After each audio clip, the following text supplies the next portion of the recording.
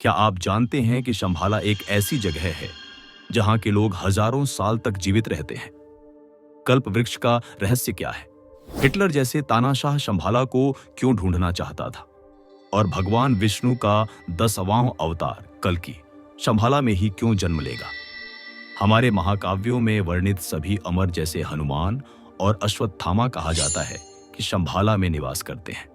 इन सभी सवालों और शंभाला से जुड़े अनसुलझे रहस्यों की परतें हम इस डॉक्यूमेंट्री में खोलेंगे। तो चलिए शुरुआत करते हैं इस रहस्यमयी यात्रा की। 2013 में रिसर्चर्स की एक टीम तिब्बत पहुंची, जहां उन्होंने कुछ हिस्टोरिक रिमेन्स की जांच शुरू की। इसी दौरान उनका ध्यान एक भूले बिसरे से साम्राज्य की ओर गया, एक रहस्यमयी जगह जो लगभग 12,000 फीट की ऊंचाई पर बसी हुई थी। ये थे गुग्गे के खंडहर, एक ऐसी बौद्ध सल्तनत के निशान जो आज भी लोगों के जहन में एक रहस्य की तरह जिंदा है। 10वीं सदी में शुरू हुई यह सभ्यता करीब 700 सालों तक टिकी रही, लेकिन फिर स्थानीय कथाओं के मुताबिक इसके सारे निवासी अचानक गायब हो गए। सोचिए, एक ऐसा साम्राज्य जहां करीब 1 लाख लोग रहते थे और एक रात में वो सब ऐसे गायब हो गए जैसे कभी थे ही नहीं। ये साम्राज्य एक बर्फ से ढकी, सुनसान और सख्त जगह पर बसाया गया था, ऐसी जगह जहां शायद ही कोई इंसान सरवाइव कर पाता। लेकिन जैसे जैसे वक्त बीतता गया, 15वीं सदी तक ये साम्राज्य धन, सुख और शांति से भरपूर एक समृद्ध राज्य बन चुका था।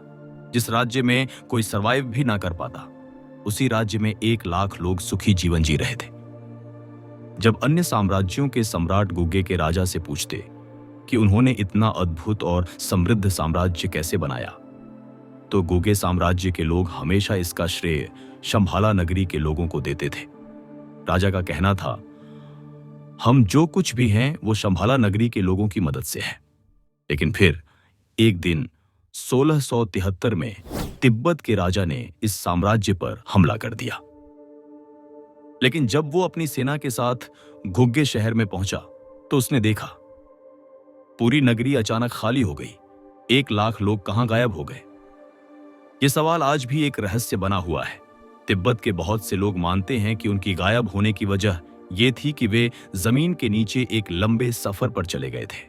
सैनिकों का ध्यान महल के अंदर मौजूद उन सुरंगों पर गया जो धरती के अंदर लगभग 1 से 2 किलोमीटर तक फैली हुई थी और फिर एक पहाड़ के अंदर चली गई थी।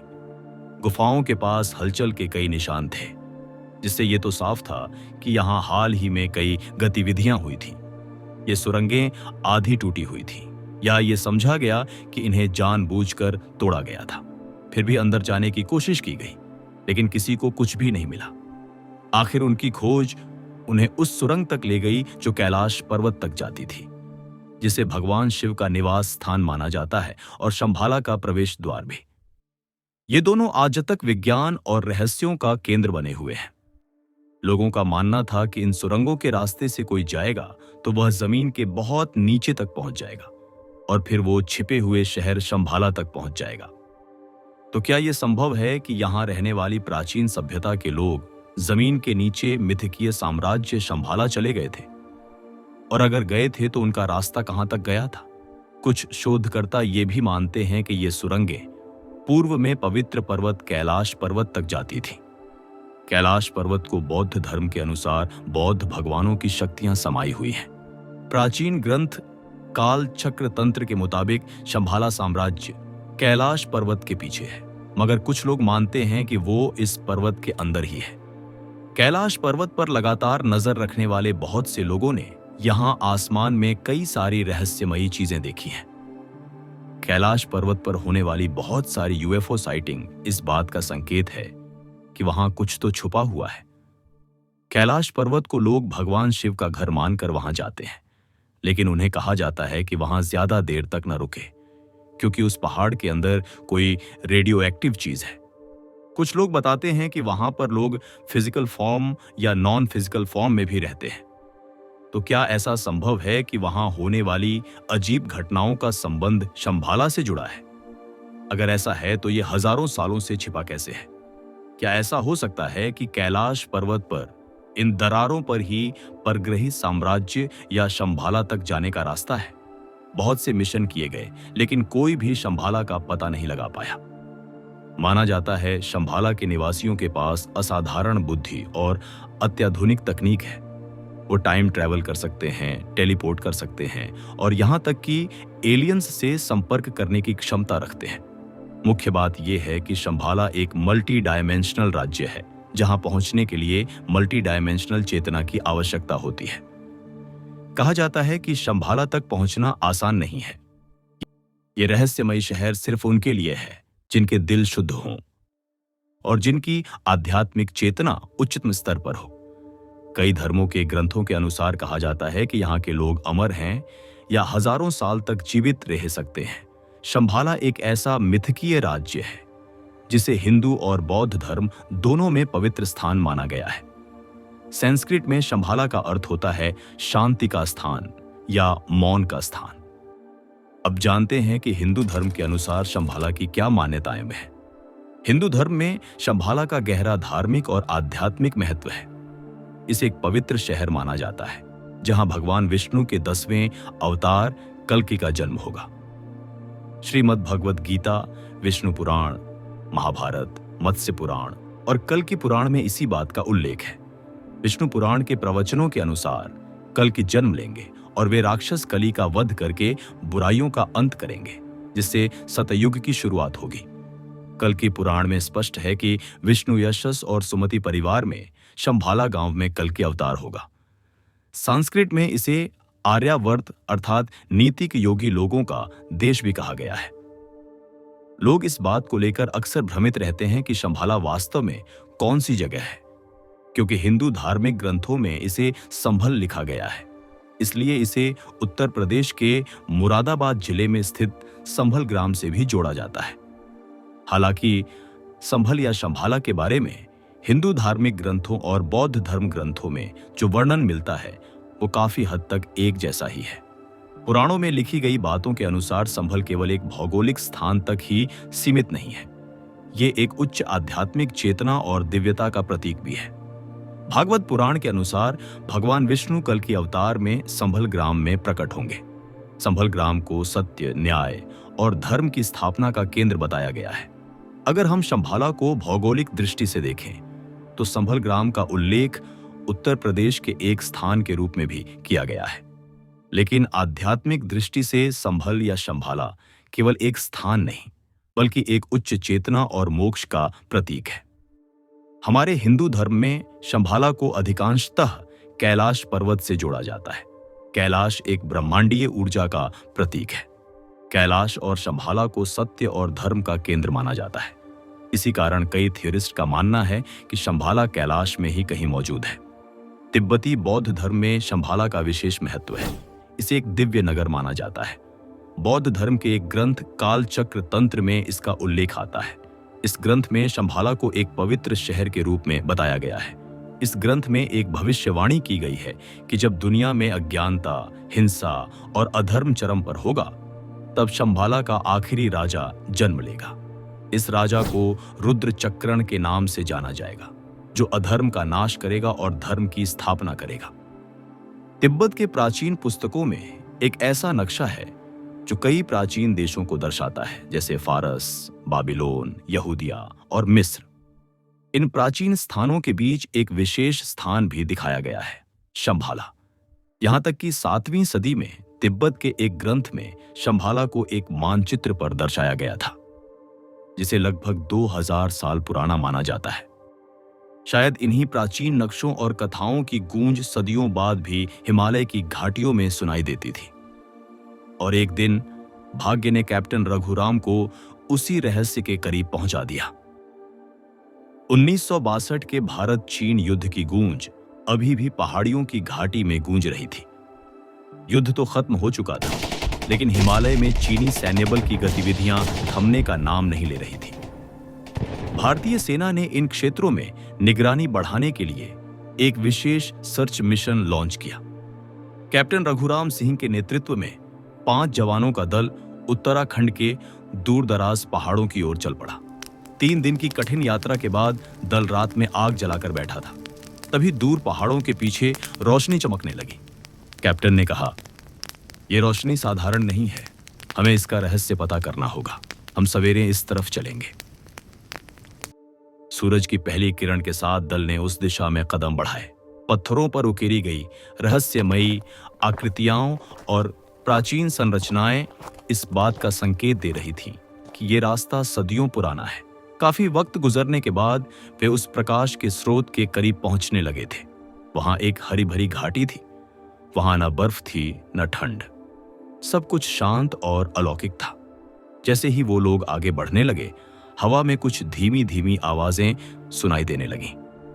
एक सैनिक ने धीमी आवाज में कहा, क्या ये वही शंभाला हो सकती है जिसके बारे में हमने कहानियां सुनी हैं? रघुराम ने उसे शांत रहने का इशारा किया, लेकिन उनका मन भी उनसे यही सवाल कर रहा था। क्या सचमुच वे उस प्राचीन भूमि तक पहुंच गए थे?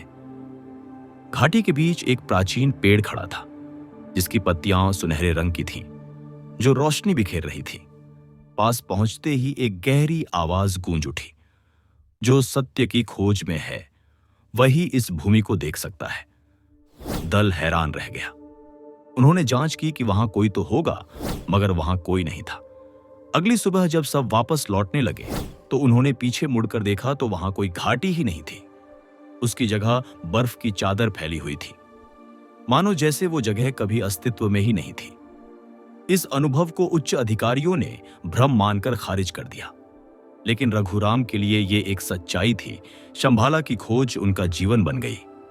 क्या वे सच में शंभाला तक पहुंच गए थे, या ये सिर्फ एक भ्रम था, या फिर उनकी बात उस पेड़ से हुई थी जिसे कल्प वृक्ष कहा जाता है? कल्प वृक्ष, जिसे विश फुलफिलिंग ट्री यानी इच्छा पूर्ति वृक्ष के रूप में जाना जाता है, हिंदू धर्म के कई प्राचीन ग्रंथों में वर्णित है, जैसे विष्णु पुराण, भागवत पुराण और महाभारत। कल्प वृक्ष को समुद्र मंथन के दौरान उत्पन्न हुआ एक दिव्य वृक्ष माना जाता है, जो देवताओं को प्राप्त हुआ था। ये पेड़ सुनहरा दिखता है और इसकी पत्तियों से सुनहरी रोशनी निकलती है। इस वृक्ष की खासियत ये है कि ये मनुष्य की किसी भी उचित इच्छा को तुरंत पूरा कर सकता है। धन, सुख, आयु, समृद्धि या ज्ञान, सब कुछ। धार्मिक विश्वास ये भी कहते हैं कि कल्प वृक्ष शंभाला में मौजूद है। कल्प वृक्ष एक मल्टी डायमेंशनल पेड़ है, जहां पहुंचने के लिए मल्टी डायमेंशनल चेतना की आवश्यकता होती है। कहते हैं जैसे शंभाला तक पहुंचना आसान नहीं, वैसे ही ये रहस्यमय पेड़ भी सिर्फ उनके लिए है जिनका दिल साफ होता है। तो क्या ऐसा संभव है कि कैप्टन राघुराम शंभाला पहुंच गए थे? लेकिन रहस्य यहीं खत्म नहीं होते। हिमालय की गोद में एक और गुत्थी हमारा इंतजार कर रही थी। इस बार वो एक प्राचीन शहर शंभाला और एक जीव की थी, जिसके होने पर दुनिया भर में बहस छिड़ी हुई है। माउंट मकालू, नेपाल, 29 अप्रैल 2019 तिब्बत की सरहद से कुछ ही किलोमीटर दूर भारतीय सेना ने बर्फ पर पैरों के बहुत बड़े निशान देखे, जो 32 इंच लंबे और 15 इंच चौड़े थे। उन्होंने कहा कि ये निशान उस मिथकीय जीव के हैं जिसे हम यति कहते हैं। यति हिमालय में रहने वाला वो राक्षसी जीव है जो दिखने में एप जैसा लगता है। वहां के लोगों ने उसे पहाड़ों पर देखा है। यति की कहानियां तो उस समय से प्रचलित हैं जब तिब्बत में बौद्ध धर्म आया ही नहीं था। यति के बारे में कहा जाता है कि वे काफी हिंसक होते हैं और इंसानों से बहुत नफरत करते हैं। इसकी एक वजह ये मानी जाती है कि उन्हें शंभाला का रक्षक कहा गया है। उनका कार्य है ऐसे लोग जिनकी आत्मा शुद्ध नहीं है, उन्हें शंभाला में प्रवेश करने से रोकना। शायद इसी वजह से हिमालय के दिल में एक ऐसी जगह मौजूद है जहां सैकड़ों इंसानों के अवशेष पड़े हैं, मानो किसी अदृश्य रक्षक ने उन्हें अपनी मंजिल तक पहुंचने से पहले ही रोक दिया हो। उत्तराखंड, भारत। तिब्बत की सरहद से करीब 65 किलोमीटर दूर स्थित है रूपकुंड झील। ये एक छोटी सी झील है, लेकिन इसे रहस्यमय बनाती हैं इसकी गहराई में पड़ी लगभग 600 से ज्यादा अलग अलग इंसानों के अवशेष। ये दृश्य बेहद डरावना लगता है। बर्फ में दबे इंसानी कंकाल। सालों से वैज्ञानिक यही अंदाजा लगाने की कोशिश कर रहे हैं कि इतने सारे लोगों की मौत एक साथ कैसे हुई होगी। क्या ये किसी बड़ी तबाही के शिकार हुए थे? लेकिन 2019 में की गई डीएनए सैंपलिंग ने चौंकाने वाला खुलासा किया। पता चला कि ये सभी लोग एक साथ नहीं मरे थे, बल्कि उनकी मौत अलग अलग समय पर, और वो भी लगभग 1000 सालों के दौरान हुई थी। इनमें से कुछ कंकालों की खोपड़ी टूटी हुई थी, जैसे किसी भारी चीज से उन पर वार किया गया हो। तो क्या उनकी हत्या की गई थी? डीएनए टेस्टिंग से यह भी पता चला कि उन अवशेषों में कुछ चाइनीज और कोरियंस के डीएनए मिले। ये बात और भी रहस्यमयी हो जाती है। आखिर ये लोग वहां कैसे पहुंचे? क्या वो किसी आध्यात्मिक यात्रा पर निकले थे? क्या वो शंभाला की तलाश में थे? रूपकुंड झील अब सिर्फ एक हिम झील नहीं, बल्कि एक ऐसा रहस्य बन चुकी है जो आज भी वैज्ञानिकों और शोधकर्ताओं को चुनौती देता है। रूपकुंड झील कैलाश पर्वत के तीर्थ यात्रा मार्ग पर स्थित है, और हो सकता है कि वो लोग वहां अलग अलग समय पर तीर्थ करने गए हों। अगर यति को शंभाला का रक्षक माना जाता है, और यदि कैलाश ही शंभाला है, तो संभव है कि यति ने उनमें से कुछ लोगों को पकड़ा हो, उनकी हत्या की हो और उन्हें इस झील में फेंक दिया हो। क्या ये हड्डियां उन लोगों की हो सकती हैं जो शंभाला की तलाश में आए थे और यति का शिकार बन गए? तिब्बत और नेपाल में कई लोगों ने यति को देखने का दावा किया है, और नेपाल में हुए कुछ मॉडर्न एक्सपीडिशन में इस बात के कई सबूत भी मिले हैं। लेकिन यति के किस्सों और रहस्यमयी मौतों से कहीं पहले एक व्यक्ति हिमालय की उन्हीं बर्फीली घाटियों में कदम रख चुका था, उस गुमशुदा साम्राज्य की तलाश में जिसे दुनिया शंभाला कहती है। निकोलस रोएरिच तिब्बत 1927। रूसी पेंटर, फिलोसोफर और आर्कियोलॉजिस्ट निकोलस रोएरिच तिब्बत के पत्थरीले और अनजाने बीहड़ों में एक ऐसे अभियान पर निकले जो पहले कभी नहीं हुआ था। उनका उद्देश्य था साम्राज्य शंभाला का पता लगाना। 5 अगस्त 1927 रोएरिच ने आसमान में एक अनोखी चीज देखी। उस वक्त वो तिब्बत के उत्तर पूर्वी सरहद के पास पहाड़ों से गुजर रहे थे। रोएरिच लिखते हैं कि उन्होंने आसमान में एक बाज उड़ता देखा, और फिर अचानक एक ओवल शेप का एक ऑब्जेक्ट आसमान में उनके सिर के ऊपर से बहुत तेजी से नॉर्थ से साउथ की ओर चला गया।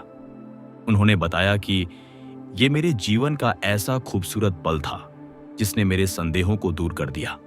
मुझे लगा कि मैं शंभाला की एक झलक देख रहा हूं। फिर रोएरिच ने अपने लिखे पत्रों में बताया कि उन्होंने एक लामा से सुना, शंभाला इस धरती से परे है, एक हेवनली डोमेन। लेकिन रोएरिच ने अपनी खोज जारी रखी। वो कठिनाइयों का सामना करते करते अल्टाई माउंटेन्स तक जा पहुंचे। वहां की गई छानबीन से उन्होंने कहा कि अल्टाई माउंटेन्स में उन्हें एक द्वार दिखा, पत्थरों से बंद, जिसे उन्होंने कहा शंभाला का गेट। प्राचीन ग्रंथों में शंभाला के साम्राज्य के भूगोल को एक विशाल कमल के रूप में वर्णित किया गया है, जिसकी 8 पंखुड़ियां हैं। यह साम्राज्य 8 बर्फीले पहाड़ों से घिरा हुआ है, और इन पहाड़ियों के बीच से शंभाला नदी बहती है, जो इस दिव्य नगरी को जीवन प्रदान करती है। अब आप अल्टाई माउंटेन्स की ये इमेज देखिए। जैसा वर्णन आपको ग्रंथों में मिलता है, ये जगह उससे कोइंसिडेंटली मिलती जुलती लगती है। तो क्या ऐसा हो सकता है कि निकोलस रोएरिच को सच में शंभाला का गेट अल्टाई माउंटेन्स में मिल गया था, या फिर वो बस एक संयोग था या कोई इशारा? बाद में 1935 में निकोलस रोएरिच ने अपने एक लेक्चर में खुलासा किया कि उन्होंने आसमान में जो चीज देखी थी वो असल में एक स्पेसक्राफ्ट थी, या फिर कोई एलियन व्हीकल जो शायद शंभाला से ही आया था। अब सोचिए, क्या इसका मतलब यह है कि रोएरिच ने लगभग 100 साल पहले मॉडर्न यूएफओ साइटिंग्स शुरू होने से पहले ही तिब्बत में एक परग्रही यान देख लिया था? और अगर यह सच है, तो क्या ऐसा कहा जा सकता है कि यहां सदियों से चली आ रही परंपराएं सिर्फ आध्यात्मिक नहीं, बल्कि दूसरी दुनिया की मौजूदगी से भी जुड़ी हुई है? तिब्बत के बौद्ध धर्म के लोग तो यही मानते हैं। प्राचीन एस्ट्रोनॉट थ्योरिस्ट्स का मानना है कि हिमालय और तिब्बत क्षेत्र में एलियंस की मौजूदगी के कुछ ठोस प्रमाण एडोल्फ हिटलर और नाजियों ने आज से लगभग 80 साल पहले ही झेल लिए थे। तीस्ता नदी घाटी, भारत मई 1938। एक एक्सपीडिशन की शुरुआत हुई जिसने शंभाला के रहस्यों को और भी गहरा कर दिया। इस बार खोज किसी आम एक्सप्लोरर द्वारा नहीं बल्कि हिटलर द्वारा की गई थी। उनका मानना था कि शंभाला में एडवांस टेक्नोलॉजी और कोई सुपर पावर है जिससे दुनिया को जीता जा सकता है। जर्मन एक्सप्लोरर और ज़ूलॉजिस्ट एर्नस्ट शाफर एक नाजी फंडेड एक्सपीडिशन के साथ तिब्बत पहुंचे। शाफर के एक्सपीडिशन का ऑफिशियल मकसद था तिब्बत का एक कंप्लीट साइंटिफिक रिकॉर्ड बनाना, मगर अनऑफिशियली उन्हें खोज करनी थी शंभाला की। हिटलर उन रहस्यों तक पहुंचना था जो किसी उन्नत गैर मानव सभ्यता से जुड़े हो सकते थे। नाजियों ने शंभाला की खोज करने में बहुत दिलचस्पी दिखाई। नाजीज का मानना था कि अगर कोई शंभाला तक पहुंच जाता है तो वही मानव सभ्यता की डेस्टिनी को कंट्रोल करेगा और पूरी दुनिया उसी के अधीन होगी। शेफर जब एक्सपीडिशन कर ही रहे थे तभी 1939 में दूसरा विश्व युद्ध शुरू हो गया और उन्हें वापस बुलाया गया। वे शंभाला से जुड़े पुख्ता सबूत तो नहीं लाए, लेकिन कहते हैं कि वे अपने साथ एक मूर्ति लेकर आए थे।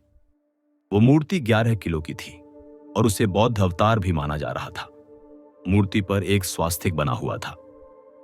यह दिव्यता और गुड लक का प्रतीक था जो नाजियों से हजारों साल पहले मौजूद था। उस मूर्ति से वे काफी प्रभावित हुए थे, तभी तो उन्होंने स्वास्तिक को अपना सिंबल बना लिया, लेकिन उसे काउंटर क्लॉकवाइज फॉर्म में रखा। क्या इस मूर्ति के मिलने का मतलब ऐसा हो सकता है कि नाजी एक्सपीडिशन शंभाला को ढूंढने के करीब पहुंच चुका था? करीब 80 सालों तक रिसर्चर्स इस मूर्ति के होने का मतलब समझने की कोशिश में लगे हुए थे। 2012 में एक साइंटिफिक स्टडी से इस मूर्ति का एक दिलचस्प पहलू सामने आया। जर्मन जियोलॉजिस्ट की एक टीम जिसने इस मूर्ति की स्टडी की, उसमें पता चला कि यह मूर्ति 11वीं शताब्दी में बनाई गई थी और यह भी पता लगा कि वो पृथ्वी पर मिलने वाले लोहे से नहीं बनी थी, बल्कि वो बनी थी चिंगा मीटियोराइट से। चिंगा मीटियोराइट हमारे इतिहास में पृथ्वी पर गिरा एक रेयरेस्ट मीटियोराइट था और वो मीटियोराइट हमारे पृथ्वी पर करीब 15,000 साल पहले गिरा था। वो आज तक मिला हुआ सबसे हार्डेस्ट मीटियोराइट था। एंशिएंट टिबेटियंस जिन्होंने वो मूर्ति बनाई थी, वो जानते थे कि उस मूर्ति में कुछ शक्ति आम है। ऐसे में सवाल ये उठता है कि वो मीटियोराइट किसी स्पेसशिप का पार्ट तो नहीं था, एक ऐसा स्पेसक्राफ्ट जो तिब्बत में क्रैश हुआ हो और उसमें से सिर्फ चिंगा मीटियोराइट ही बचा हो। क्या ये कहा जा सकता है कि वो मूर्ति किसी परग्रही यान के पुर्जे से बनी थी और वो यान कई हजार साल पहले पृथ्वी पर क्रैश हो गया था? क्या ये ऐसी घटना के अवशेष हैं जो बताते हैं कि पृथ्वी पर एलियंस आते जाते रहे हैं? और क्या यही शंभाला के मिथक की शुरुआत का कारण भी हो सकता है? अगर ये सच है तो क्या संभव है कि शंभाला की सभ्यता ने भी इसी तरह की किसी प्राचीन परग्रही तकनीक का इस्तेमाल किया हो?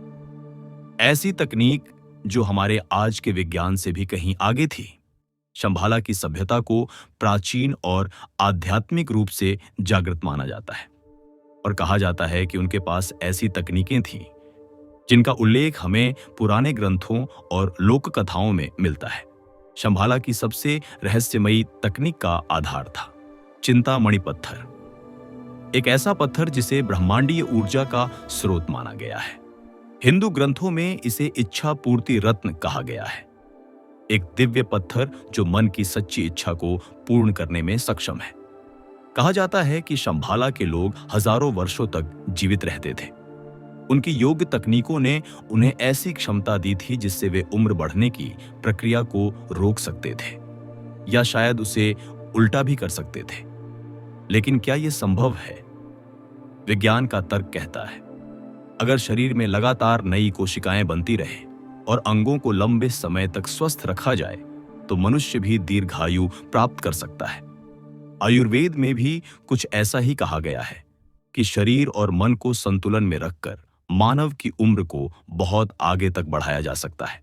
तो क्या शंभाला के लोग किसी ऐसे ज्ञान या चेतना के स्तर पर थे जिसे हम आज तक समझ ही नहीं पाए? शायद शंभाला कोई जगह नहीं, बल्कि एक चेतना है जिसे पाना ही हमारे जीवन की सबसे बड़ी यात्रा है। अगर आपको इस शंभाला की दुनिया का सफर अच्छा लगा हो तो वीडियो को लाइक करें, चैनल को सब्सक्राइब करें और बेल आइकन दबाएं ताकि अगली रहस्यमयी यात्राएं सबसे पहले आप तक पहुंचे।